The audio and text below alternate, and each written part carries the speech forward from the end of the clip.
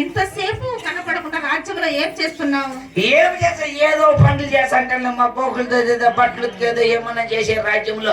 ఈ మధ్యన బట్టలు ఉతకలేక మన రాజ్యంలో చెలికత్తులు ఎవరన్నా పనులు చేస్తాండరా? ఎవరు చేయరా? ఒక నా సౌతి చేయాల అన్ని బాగా పడతాండేది. బోకులు కడవ ఆ నా సోతులు బోకులు కమ్మండి అంటే తమ్ము బట్టలు ఉతకంటే బట్టలు ఉతకబాబే నీకు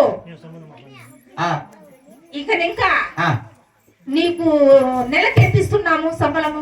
ఏమ్మా నెలకి ఎంత పావులా ఇస్తాండమ్మా? నీకు ఇంకా 2 రూపాయలుగా ఇస్తున్నాం. 2 రూపాయలు అయితే నీకు సంబంధం చూసినా. నాకు సంబంధం చూసావా? 7 రోజులు అంటే ఇన్ని 4 నాకు సంబంధం చూసావా? అమ్మ చాలా కరువులో పడినట్టుంది.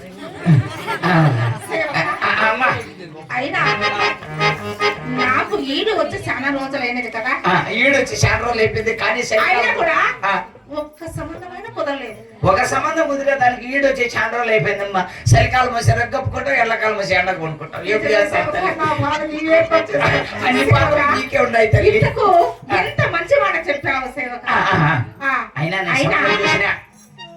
గొప్ప మహారాజు. అందముగా ఉన్నాడా? అందముగా ఉంటాడా? 6 ఎత్తులు 6 అడుగులు ఎత్తు. ఆయనకి ఎంత ఉందో ఇంత పొడువు.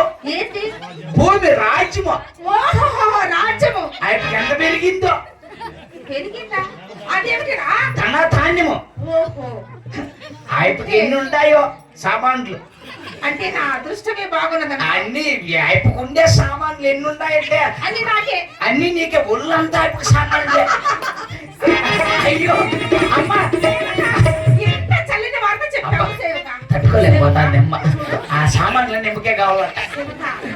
వివాహం ఎప్పుడు అన్నావు అప్పుడు నా మనసు పరితపించిపోతున్నది. అమ్మా ఎప్పుడెప్పుడు మహారాజు చూడాలి, ఎప్పుడెప్పుడు వివాహం చేసుకోవాలి అని సేవక. నీవు తొందరగా అతను ఫోటో ఏమైనా తెచ్చావా? ఆ ఫోటో వద్దులేమ్మా. వద్దా? ఫోటో వద్దు కానీ నీవు చెప్తే